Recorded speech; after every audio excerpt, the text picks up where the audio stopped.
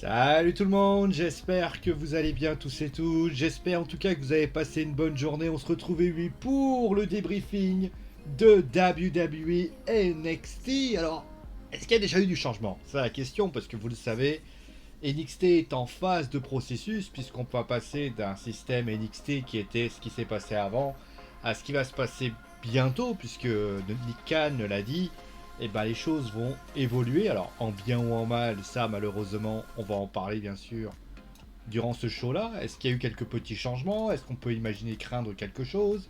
Justement, on va en parler dans cette émission. Donc on va commencer tout de suite par parler bien sûr de l'arrivée de la grosse information. C'était le main event de la soirée. C'était les Legado del Fantasma qui faisaient face au Heat Raw. Et donc forcément, il y a eu une victoire d'ailleurs des Legado del Fantasma. Mais concrètement, avec la victoire de Santo Escobar, bien aidé par une lutteuse qu'on appelle désormais Elektra Lopez. Voilà. On va en parler justement du match et de l'arrivée de Elektra Lopez. On reviendra également sur Samoa Joe, bien sûr, le champion de NXT qui a donc eu ses premiers défis. Qu'est-ce que j'ai pensé du segment, etc., etc. On reviendra également, bien sûr, sur sur Cameron Grimes aussi, et tête DiBiase. Kylie Ray qui a fait son premier match à NXT, justement, on reviendra dessus et on continuera peut-être entre milieu de tout ça à parler bien sûr du NXT Tournament qui a vu la victoire de Carmelo Hayes qui a battu Odyssey Jones. Justement, on reviendra sur ce match et je vous dirai bien sûr ce que j'en ai pensé. Allez, c'est parti donc, on commence tout de suite comme je l'ai dit avec la première information de la soirée, bien sûr, c'est l'arrivée de cette demoiselle que personne n'avait vu venir. Bah, en fait, alors le match en lui-même, déjà, on va commencer tout de suite par en parler. C'était un match sympa. Honnêtement, c'était un bon petit main event. Alors, c'était pas ouf. Moi, je m'attendais à plus de folie de la part des 6 hommes. Finalement, c'est pas du tout ce qui s'est passé. Mais après, il y a eu quelques petites interventions. C'était pas mal. Franchement, main event. Je m'attendais à plus. Mais on va pas cracher notre plaisir. Et le bouder en plus. C'était un bon main event. C'était sympathique. Il y avait un petit peu d'intensité. Il y avait vraiment des choses intéressantes qui a été amenées. Franchement, j'ai beaucoup aimé les 6 lutteurs, comment les choses sont arrivées. Franchement, c'était sympa. Après, concrètement, bah, j'ai envie de m'appeler l'oracle, concrètement. J'ai envie de m'appeler l'oracle parce que la semaine dernière, souvenez-vous, regardez les bandes, j'avais dit qu'il manquait une demoiselle pour faire face à Beef-Ape. J'avais dit parce que, alors, elle attaque les hommes et elle l'a encore fait cette semaine où elle a attaqué notamment Santo Escobar, pour ainsi dire. Et au final, eh ben, elle s'en est pris. Et à la personne qui est arrivée aujourd'hui, donc qui est Electra, elle est arrivée, elle s'en est prise à Beef-Ape. Et concrètement, voilà, ça c'est bien. Voilà, ça c'est une bonne idée justement. Ça permet d'avoir, on va dire, une union. Electra Jones, hein, qui n'est pas une petite lutteuse de bas étage, hein, concrètement, puisque c'est une ancienne lutteuse de la ROH.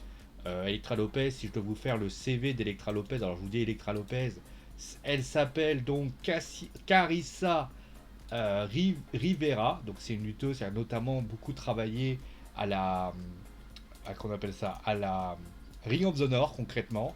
Donc c'est plutôt une bonne acquisition, hein, de la part de la WWE qui a essayé des petites choses. Alors certes, la Ring of the North, elle a été également dans des lutteurs indépendants. Après, voilà, elle a fait quelques petites apparitions de ci, de là. Ça reste, voilà, elle a un petit palmarès, assez, voilà, assez un lutteur indépendant, concrètement. Mais on va dire que c'est une lutteuse qui est assez jeune d'ailleurs, hein, qui n'a que. Et qui est née en 1992, alors vous faites votre petite truc, qui a fait une carrière, voilà, de 3 petites années, donc c'est pas beaucoup. Et concrètement, voilà, l'affaire des FB Fape, bah, c'est une bonne chose. Concrètement, ça va donner un petit peu d'importance à B-Fape, qui en a quand même bien besoin, concrètement. Après, c'est vrai que B-Fape, malheureusement, elle fait que du blabla. C'est bien, mais maintenant, voilà. Maintenant, on va aussi voir, aussi, on va pouvoir juger le in-ring de B-Fape. Alors, c'est celui d'Electra Jones, bien évidemment. Mais concrètement, on ne sait pas ce que vaut B-Fape sur un ring. Bah là, on va pouvoir le juger, on va pouvoir l'analyser et concrètement voir ce qu'elle est capable de faire. Elle a un bon mix skill, mais sans mix. Lana au micro, ça tenait à peu près la route. Par contre, tu la mets devant. Ou Eva Marie, hein, Eva Marie, quand tu la. Je suis sûr que si tu lui donnes un bon rôle de manageuse, elle peut quand même sortir quelque chose de pas mal. C'est une bonne actrice. Mais sur le ring, c'est une autre histoire. Donc il va falloir tenter ça, vérifier que les choses se passent. et concrètement essayer de trouver une solution par rapport à ça. Après cela, nous avons eu donc le petit segment avec Samoa Joe qui est donc venu pour concrètement faire le bilan, parler, défier les prochains challengers qu'il pourrait avoir. Alors tout le monde y est passé, tu as du Kyle O'Reilly, il y a eu Pete Dunne qui est venu, on a eu aussi je crois Kyle O'Reilly qui est venu justement. Alors après, on a pu comprendre aussi qu'il y a quelques rivalités qui se sont un petit peu créées de ci de là. On a pu noter notamment la présence de... bon pour moi, Kaori a attaqué Rich Roland, ce qui peut signifier peut-être que Tommaso, pardon, Kaori et Timothy Thatcher va peut-être se faire un trio pour affronter concrètement Odin Clark. Alors il y a Danny Burch qui s'est mis dans l'eau, mais peut-être faire quelque chose, surtout que voyez, il y a eu un autre match avant où Rich Roland a affronté Timothy Thatcher et Rich Roland a gagné. Après, il y a eu quelques petites altercations. Pete Dunne a l'air d'être le petit leader qui a l'air de savoir ce qu'il a à faire. Pourquoi pas, concrètement, ça reste intéressant. Mais on va dire que là, l'attaque a été assez fulgurante. Samoa Joe n'a pas été attaqué, c'est ça qui m'a un peu étonné. Voilà, ça a été le seul à n'avoir pas été attaqué dans la liste de tout le monde. Lena était venu. Alors par contre, vraiment, tout le monde est venu. Alors j'ai vraiment aimé Rich Roland, très bien. Kyle O'Reilly, bonne idée. Pete Dunne, c'est quand même important, malgré le fait qu'il n'était pas là, c'était important. Tommaso était logique, puisqu'il y avait Rich Roland qui est venu. Mais alors, LA Knight, j'ai pas compris. LA Knight, il perd à WWE NXT TakeOver 36, et le gars, il vient limite pour demander un match de championnat. Alors, c'est déjà arrivé, bien sûr, à la WWE, mais concrètement, j'ai trouvé que c'était pas très très logique. Voilà, concrètement par rapport à ça. En tout cas, les lutteurs ont bien géré leur coup, c'était bien amené. Voilà, c'était surtout un tour d'horizon, on a vraiment vu ça. J'ai même plus eu l'impression que la WWE voulait nous mettre un petit tour d'horizon, en nous disant voilà, Samoa Joe ça va être le face, Tommaso Ciampa ça va être le face, Pete Dunne il va avoir son petit clan avec lui. Après voilà, Roderick Strong il va être les Diamond Mines. Voilà, j'ai l'impression que c'était ça en fait qu'on voulait y aller. Les Knight, attention, il a perdu la ceinture, mais ça ne veut pas dire qu'on va le mettre de côté. On va continuer à le faire travailler. C'est intéressant. Enfin, d'ailleurs, pour information, justement, je ne l'ai pas précisé, mais il y a quand même des lutteurs qui ont été quand même présents, notamment la présence, alors on va en parler tout de suite, de Casey Catanzaro qui a gagné avec Kaden Carter entre Gilly Dolin et Jessie Jane. Voilà, ça aussi. Alors, Jessie Jane d'ailleurs et Gilly Dolin qui sont partis du côté pour retrouver Mandy Rose. Pourquoi pas? Pourquoi pas, honnêtement, ça reste sympathique. Mandy qui est là, peut-être un rôle de manager, ça peut être une idée aussi, ça reste à creuser, concrètement. Donc voilà. Ensuite, on a eu donc le NXT Tournament, alors Breakout Tournament, qui a donc vu la victoire de Carmelo Hayes. Alors, très sincèrement, j'ai regardé tous les matchs. Moi, je me suis dit, ouais, bon, c'est un tournoi, c'est pas fifou, mais ça reste quand même sympathique. J'ai trouvé que c'était. Après, il y a des choses à dire, des choses à faire, mais il n'y a pas eu. En fait, moi, le problème que j'avais, c'est que il n'y a pas eu de match référence. J'ai pas vu un match où je me suis dit, ah ouais, quand même. Ouais, j'ai pas eu un match où je me suis dit, putain, ce match-là, c'est du feu de Dieu, en fait. Non, j'ai eu des matchs. J'ai eu des situations. J'ai eu tout simplement des possibilités. Et concrètement, j'ai pas été plus intéressé que ça. Et cette finale représente finalement ce tournoi. J'ai pas été plus hypé que ça. Certes, Carmelo gagne, très bien, mais j'ai pas trouvé que je me suis pas dit ah ouais putain Carmelo, franchement faut le garder. Il a sans doute un grand talent, à n'en pas douter. Odyssey Jones aussi est pas mauvais. D'ailleurs, il a un côté un peu physique à la Mark Henry qui est pas mal. Mais concrètement, pas ouf. Voilà, c'était un tournoi assez lambda. Et alors après, certains ont peut-être sauté aux yeux, mais même quand j'ai regardé les matchs, j'ai pas été plus hypé que ça. J'ai pas eu un mec qui m'a fait ah lui il est bon lui. Ah lui il est bon lui.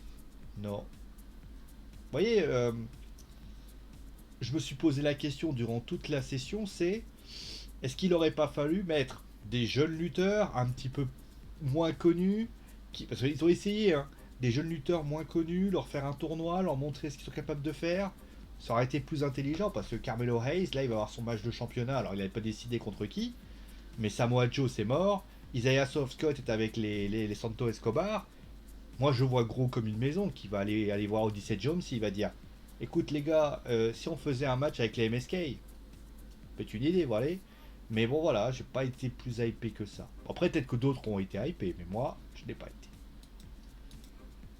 Donc, on va continuer avec donc deux choses importantes que j'ai notées. Donc, on va parler justement de Raquel Gonzalez qui a essayé de défier un peu tout le monde.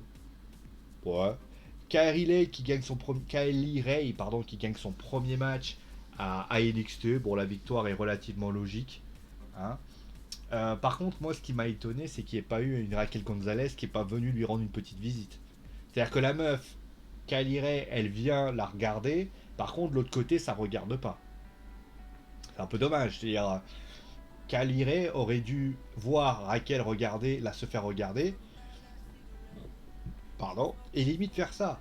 Moi, en tout cas, c'est l'impression que j'ai eue. J'ai pas trouvé que c'était très malin, voilà, clairement. Après, bon, certains vont me dire que, bah voilà, elle a essayé de faire avec Dakota Kai dans l'histoire aussi. Oui, mais aux dernières nouvelles, Kylie Ray, elle a fait son petit truc, elle a fait son match. Mais moi, de mon point de vue, il manquait quelque chose. De toute façon, le match était relativement anecdotique, donc je vais pas le débriefer. Mais concrètement, voilà, donc match que je trouvais assez, enfin, un moment assez décevant, avec la représentation de Raquel. Et on va terminer avec. Ah bah je l'ai pas mis. Ah bah attendez, je vais vous le faire en direct, voilà, donc vous inquiétez pas, ça va être mis en direct. Attention, dupliquer. On va parler bien sûr, comme je l'ai déjà dit, de. Ah bah si je la supprime, ça va pas le faire. On va parler bien évidemment de Lay Knight, de Cameron Grimes, qui était donc avec Ted DiBiase.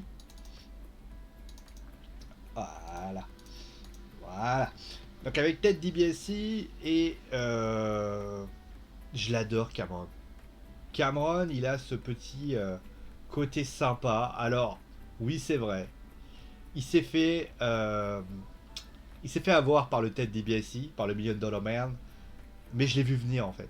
Je l'ai vu venir parce que je pense que cette ceinture qu'il avait, ça ne lui représentait pas.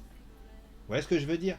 Cette ceinture, elle lui a permis peut-être à Cameron, elle avait un objectif, lui faire un face turn, lui donner l'amour des fans, ce qui est le cas dorénavant, et concrètement de voir s'il était capable de tenir une storyline sur la durée.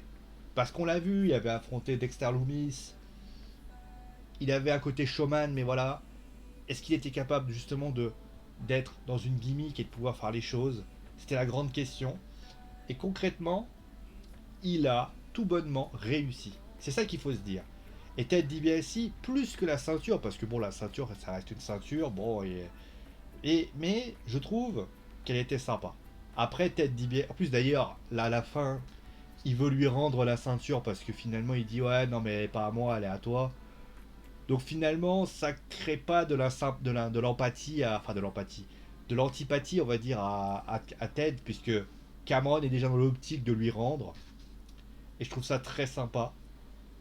Et puis, puis il fallait que cette ceinture s'en aille, parce que, on va dire, la raison pour laquelle de cette ceinture, c'était Lay Knight et Cameron.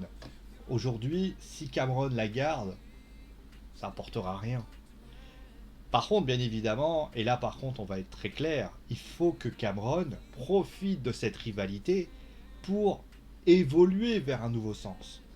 Ted DiBiase est parti, et c'est bien de sa part, parce que Ted va pas rester des semaines et des semaines, il a pris le temps pour venir aider Cameron, aider LAA avec son expérience, mais malheureusement, il peut pas rester éternellement. Sa gimmick de Million Dollar Man, elle est particulière déjà, elle ne va pas pour un face de toute façon. Parce que, comme on dit dans le jargon, l'aspect financier, l'aspect argent n'est jamais très bien vu quand la situation pourrait mal aller. Mais ce qui est certain, c'est que Cameron a bien joué son rôle, il faut qu'il évolue. Après, évolue en quoi, je ne sais pas, mais il faut qu'il évolue.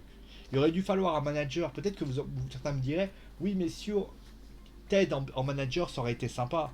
Bien sûr, Ted en manager, ça aurait pu être une excellente idée, mais ça aurait pas été judicieux dans le sens où Ted bah, il va pas être là tout le temps, on le sait. C'est un lutteur qui est là parce qu'il y avait une raison. On l'a vu pendant une certaine période, il était plus là, puis après il est revenu.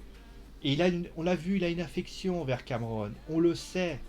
Il fait pas ce qu'il a fait à Takeover 36, mais c'est un farceur. C'est un mec qui aime bien faire des blagues. C'est un mec qui aime bien se moquer. Et c'est du taquinage. Surtout que regardez comment Cameron réagit juste après. Il réagit pas de manière agressive. Il réagit pas comme un mec, comme un. Voilà, il dit ah putain, je me suis fait avoir. Il finit par voilà, il se fait avoir et il dit putain, je me suis fait avoir par le million dollar man, par Ted DiBiase encore. Il le prend avec le sourire. Voilà. Mais c'est vrai que ça aurait été intéressant. Moi, je pense que ça aurait été intéressant. Après, on va voir ce qui va se passer la semaine prochaine. Donc voilà. Après, je sais. Alors, peut-être que ce que je vais faire, peut-être c'est un truc, c'est. Moi, j'aimerais bien faire une vidéo sur bah, qui pourrait réussir. Parce que clairement, il va y avoir une transition qui va avoir lieu. Et j'aimerais bien voir concrètement quel lutteur va réussir à. Oh putain. Voilà, j'ai foutu un truc. Donc voilà. Bon, j'ai pas grand chose à dire de plus. Ah oui, je vais parler rapidement pour le mariage qui aura lieu entre Indy Hartwell et Dexter Lumis. Je sais pas pourquoi, je sens que ça va être. Ça, les mariages se passent toujours très très mal. À la WWE, j'entends, hein, pas dans la vraie vie. Donc voilà. Pourquoi pas? Pourquoi pas? Moi, j'ai pas de problème particulier là-dessus. Mais je sens. Alors, il y a plusieurs possibilités que j'ai eu comme possibilité. C'est que soit bah, le prêtre part du principe. Ça fait reparler Dexter Lumis. Ça fait parler Dexter Lumis. Parce que Dexter Lumis ne peut pas parler. Il n'y arrive pas. Ça serait la première possibilité. Un peu la manière d'un Raj qui se fait larguer par je sais plus qui. Deuxième possibilité, c'est que Dexter qui parlerait, ça me ferait chier quand même. Hein. Deuxième possibilité, Johnny Gargano finit par attaquer Dexter Lumis et ça part en fight. Et Candice s'en prendrait à ce moment-là. Alors, elle est enceinte, donc on va faire attention. Mais elle s'en prendrait peut-être à ou une autre lutteuse. Hein, ou tout simplement Edith Hartwell se foutrait de sa gueule. Mais je comprendrais pas pourquoi en fait. Pourquoi elle se retrait. Alors, ça pourrait justifier le fait qu'elle veut quand même se retourner. Mais Johnny Gargano a gagné. Vous voyez ce que je veux dire? Johnny Gargano a gagné à l'époque. Elle aurait très bien pu dire bon bah voilà. Alors, peut-être que c'est un gros plot twist. Je ne sais pas. Mais concrètement, faut voir comment les choses se passent. Voilà. Bon, le bilan du show. Bon, c'est un show que je dirais de transition. C'est un show d'après pay-per-view, voilà. Alors certes à Raw, ils ont mis les bouchées doubles. À côté, c'est un peu difficile de pas mettre les bouchées doubles avec WWE Raw. Mais concrètement, c'était sympa. Le show était bien. Le show était bien mis en scène. Il y avait de la mise en scène. On voulait vraiment mettre un petit truc. Et j'ai pas senti une transition à NXT. Ça a peut-être venir au fil des semaines, mais moi j'ai pas senti ce changement. J'ai même eu le sentiment qu'on avait le beau vieux NXT qu'on avait encore. Est-ce que ça va changer au fil des semaines? J'en sais rien. Mais je pense que si les fans de catch ont envie de revoir ce NXT là qu'ils ont aimé là aujourd'hui, ou même des semaines précédentes, bah peut-être qu'il va falloir que bah, les prochaines semaines, il faut mettre de l'audience. Hein. Parce que si vous mettez pas d'audience, la WWE va continuer pareil. Je reviens notamment sur quelque chose qui pour moi est un point de référence.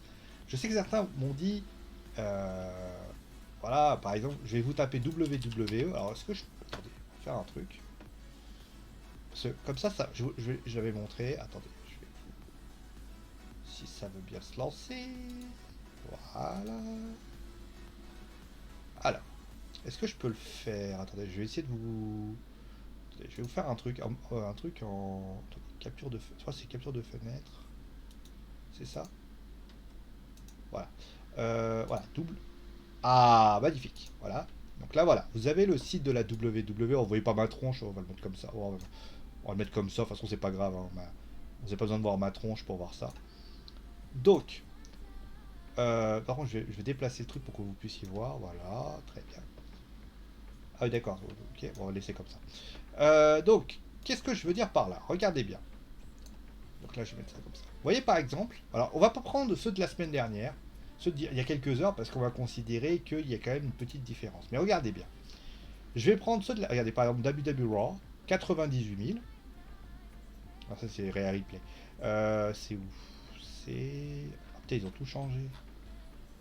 Ils ont mis du payback.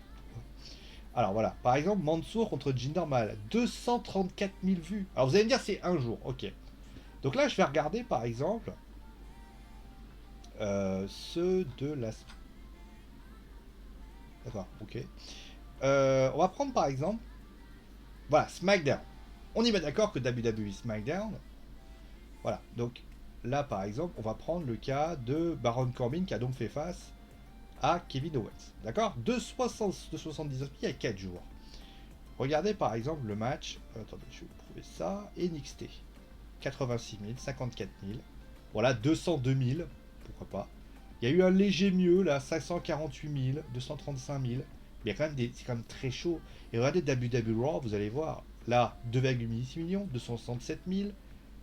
Et pour un truc relativement anecdotique, on a quand même du 454 000. Alors que là, regardez, on a par exemple du Raquel Gonzalez, c'est quand même un truc assez chaud, 202 000. Là, 121 000, 126 000. On a Kaori, c'est quand même un truc assez fort, 70 000. Dexter Lumis, 234 000. Alors c'est beaucoup sur la chaîne, c'est vrai. Mais aux dernières nouvelles, voilà, 267 000 pour un Jeff Hardy Karrion Cross. Vous voyez ce que je veux dire? Je dis pas que c'est mauvais, mais je pense que la WWE doit trouver quelque chose d'autre parce que les audiences suivent pas. Concrètement, voilà. Bon voilà, on va s'arrêter là pour aujourd'hui. Merci à vous tous en tout cas. N'hésitez pas bien sûr à me dire ce que vous avez pensé du show vous aussi. Mettez la cloche et bien sûr mettez un pouce bleu si vous avez aimé. D'ici là, portez-vous bien. Gros bisous tout le monde et c'est mon niveau parce que j'ai dit. Et vive le catch.